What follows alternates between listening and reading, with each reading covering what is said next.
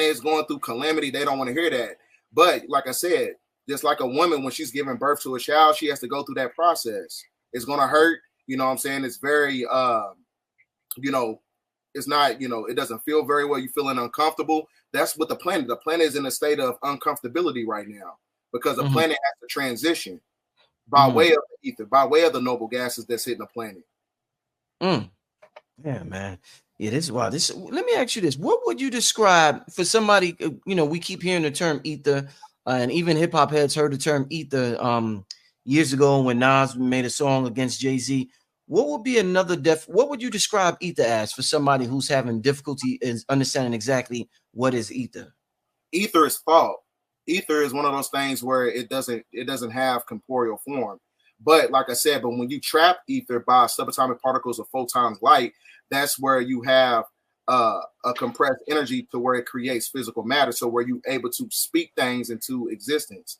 Ether, like I said, that's the first thing that was ever in existence because it's actually faster than the speed of light because light travels at 186,000 miles per square feet. So ether is thought. It's thought forms that turns into physical matter by way of trapped photons, trapped light. So ether is your thoughts projected within the simulation. Because when you understand that the binary code system of the matrix, like I said, it's a dualistic paradox that works in tandem with zeros and ones.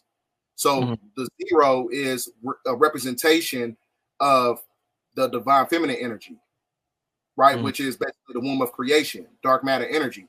Then you got the one. The one is a representation of photons, which is a representation of the physical state and the masculine state of the man. So that's like I said, we live in a dualistic paradox that works on a mathematical sequence of zeros and ones. But like I said, the ether in itself has the ability. When you speak certain things into existence, it's kind. You ever heard of gematria or study like Vedic gematria or whatever? Everything has a numerical system. Everything, whether you speak it, whether you think it, it's all connected to the ethers within the simulation. Right. Wow. I was listening to something. I think it was Manley P Hall. You ever heard of Manley P Hall before? Yeah, matter of fact, I got this. I use this book right here. Secret. You see how thick it is. I read it all once, but I use it as a reference point. There's a lot of information in it. Secret Agents of All Teachings by Manley P Hall. And he was I think he was a Prince Hall Freemason. But this book, man, it talks about the shift. It talks about pulsating energies of the sun. It talks about the upgrading of the fifth dimensional civilizations, like I said, but it all works in conjunction with that damn sun. That's what it's all about. Indeed. Well, I think it was him. I was watching something on YouTube. They had an audio book version of one of his books. I think it was him, and they was talking about he mentioned ether, but he was talking about the power of breath and breathing.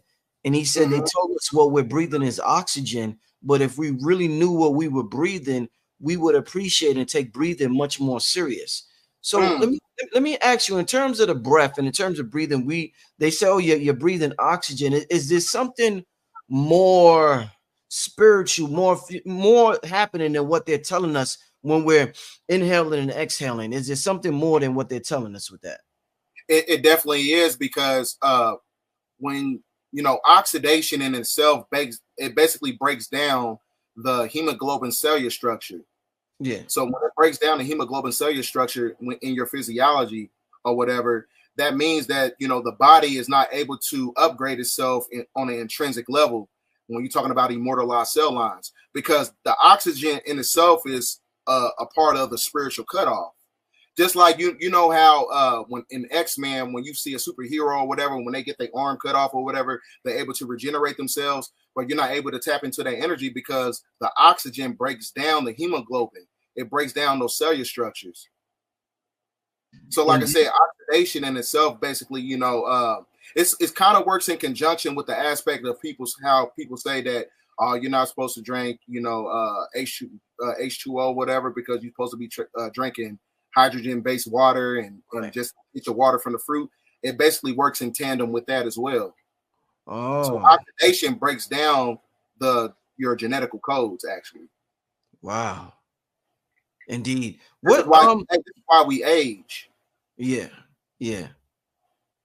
Do you think with this pulsating sun, do you think that will affect how we age? Like in terms, maybe people won't age, or they'll look young at a much later, or will live longer. Because I remember Billy talks about with the Anunnaki, there was like a cap put on our telomeres or something like that, where we only could live up to a certain age. So how is that impacting us and what we call aging?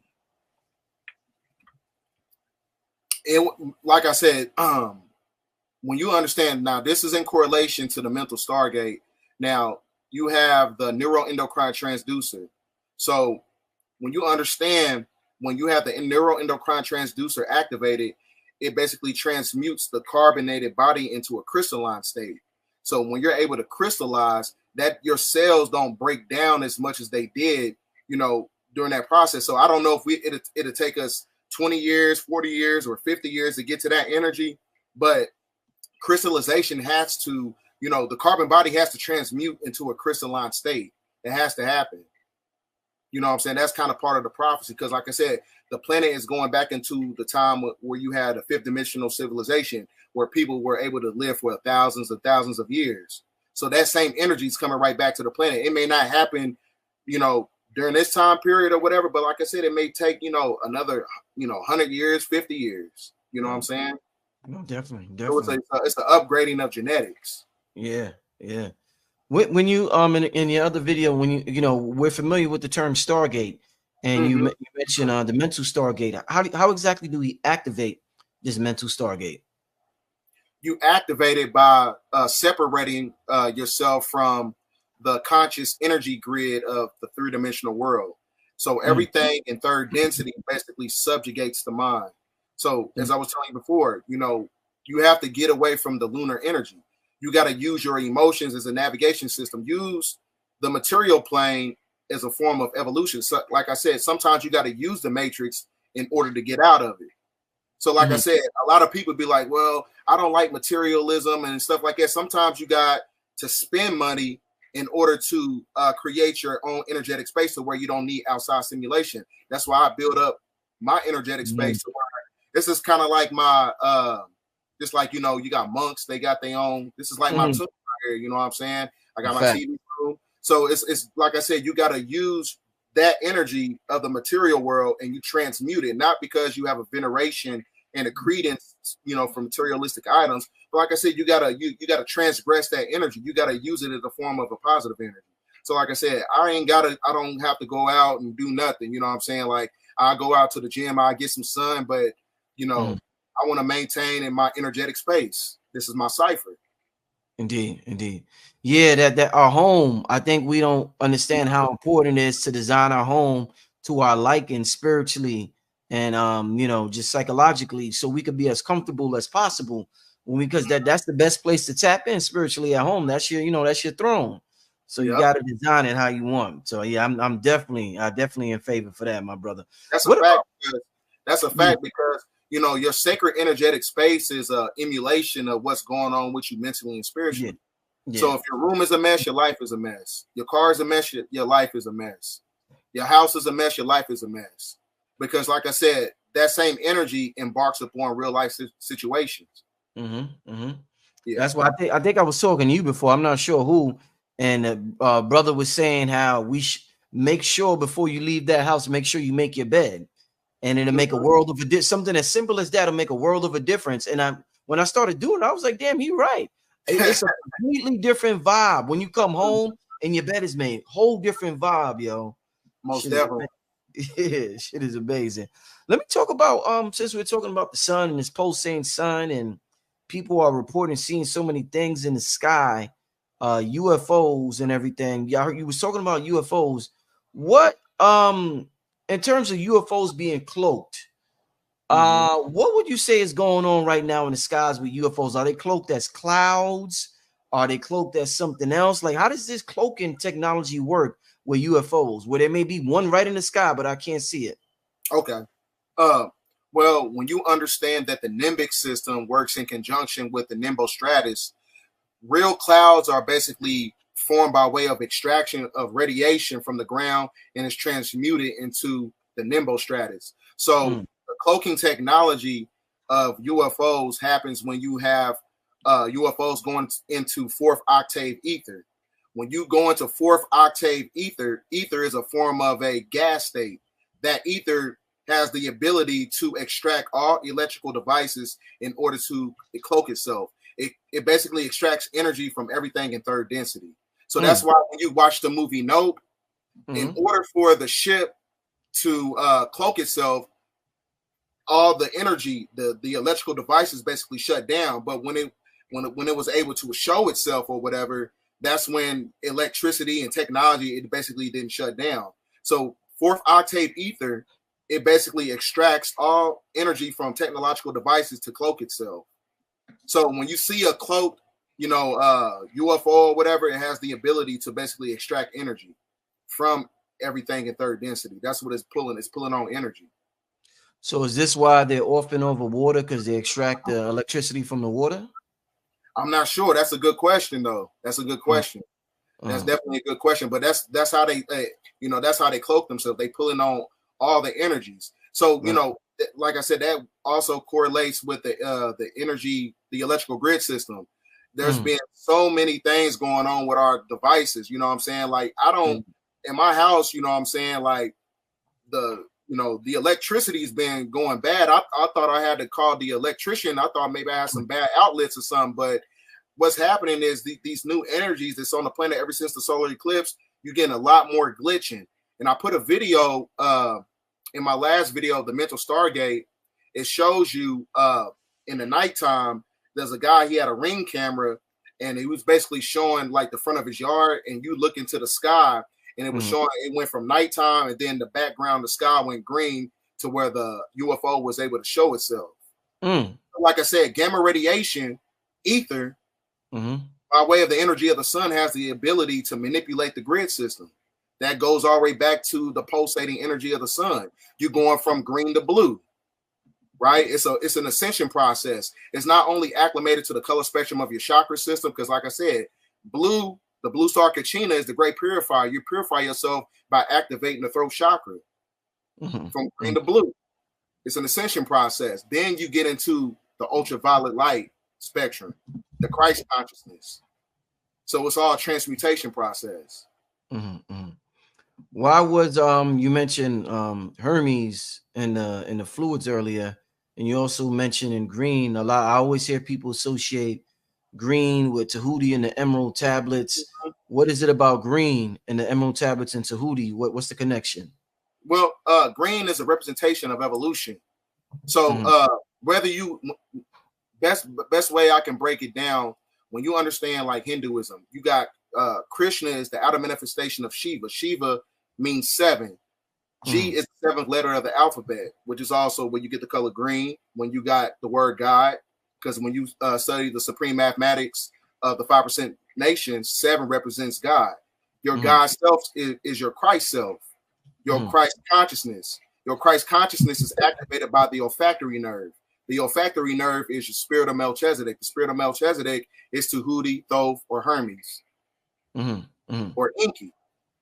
Right.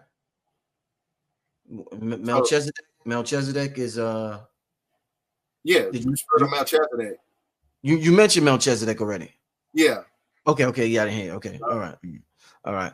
Yeah, man. Wow. Okay. Yeah. Family, I want to take a break. Satan's son. Give me some questions for my brother BDELL that we could go into real quick before we get out of here, family. Let me see what y'all talking about. All right. Let's see. Oh, okay. Somebody, I keep hearing about June 6th. And what's today?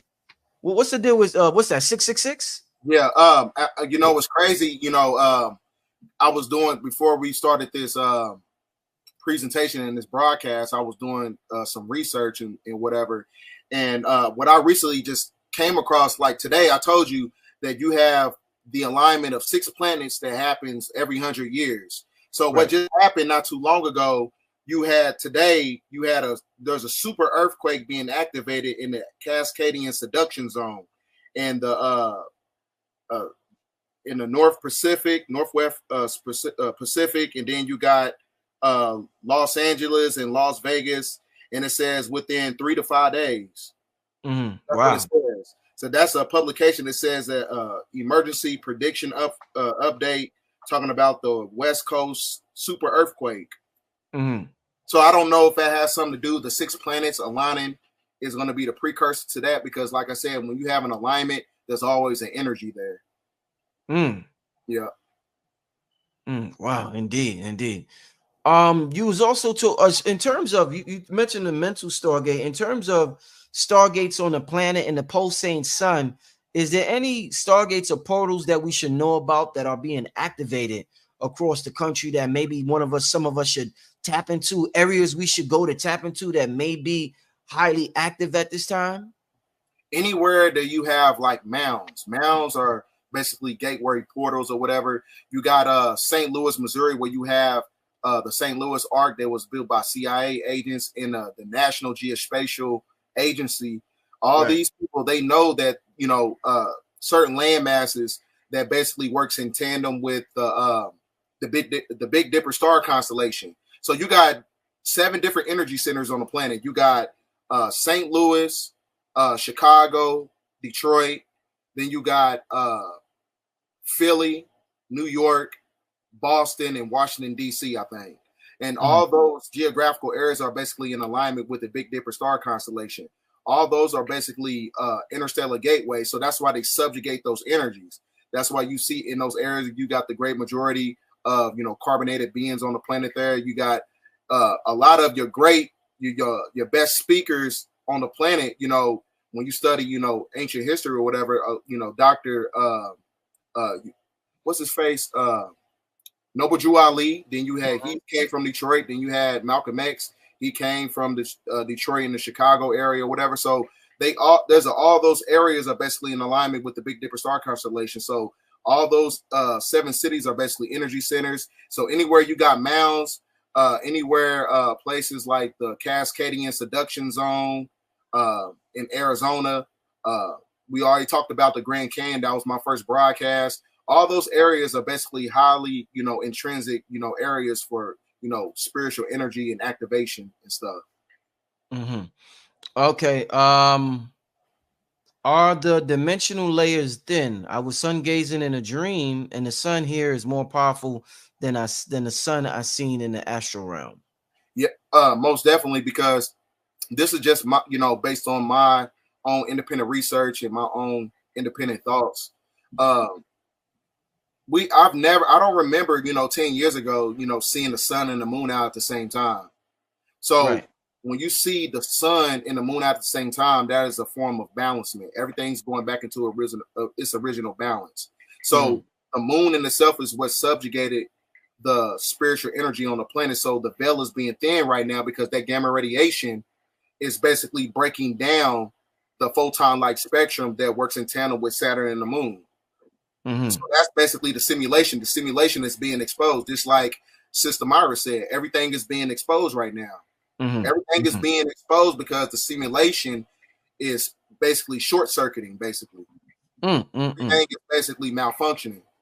Wow, it's good. Amazing times, y'all. Somebody said, "Will Billy be there?" No, Billy's the only reason Billy won't be there is because he has one of his Anunnaki premieres that he got to be at. If he did not have that, I talked to him already, he would have definitely have been there. But that's the only reason why Billy Carson won't be at the gathering of the Masters. Let's get to somebody said how to join the Discord. You gotta have a ticket to the conference. To that Discord is strictly for people who will be at the conference. All right, let's get to somebody. What brother wants to know how to stay focused on semen retention. Transmute that energy. It's all based upon a form of alchemy. What you got to do is use that sexual energy and you transmute that energy. Start, you know, doing many different things that are basically self-affirming. Go to the gym, work out, do something to where it's going to take your mind off, you know, certain things, women, and where you want to look at pornography or whatever. Just, you know, it's a transmutation process. Like I said, you got to be mentally disciplined. That is the form of mastery. Indeed. By the way, speaking of semen retention and energy and all of that, Wayne Chandler is going to be on tomorrow, family. You know, Wayne Chandler do the Qigong, so he will be on tomorrow night at 9. I seen somebody just mention him in the chat, so it just made me think about it. How do you access the Discord? You will get an email. You get an email within 24 hours of purchasing your ticket. That's how you get it. You get an email. All right, let's get to some more questions. Shout out to everybody who sent the super chat. Somebody says, do you think humanity is ready for extraterrestrials? Nope. I don't think so right now, but when you have the ethers being activated, we being forced to basically upgrade ourselves on a mental level to where you're able to, understand these anomalies that's taking place on the planet. So, the great majority of people are not ready for that energy because, like I said, you still got people who are stuck in monotheistic religion. So when you see, anomalies like that, that's going to, scare people. It's basically going to break their mind because they're not ready for that reality. They're not ready for it. But that's not a coincidence that, as I was telling you before, I had a video called The Great Sign Before the Sun Sign. In that video, when you go to Jonah chapter 3, verse 4, it says in 40 days, Nineveh shall be overthrown. Nineveh is a nomenclature title for America. America is Mystery Babylon. So 40 days after the so-called solar eclipse, that's when the Vatican, they put out a publications talking about to have guidelines for spiritual and supernatural apparitions on the planet. It was like a guideline to, prepare people for it. So they know the implications of what's going to be taking place when people start to see certain things, whether you think it's a extraterrestrial or Anunnaki or Draconian or whatever, but they know something is here. There's a new presence here on the planet ever since that black sun was projected in our atmosphere on April 8th. So, like I said, there's a new energy here. So it's one of those things where you got to be mentally prepared for it because, like I said, it's going to break your mind because, like I said, everybody is subjected to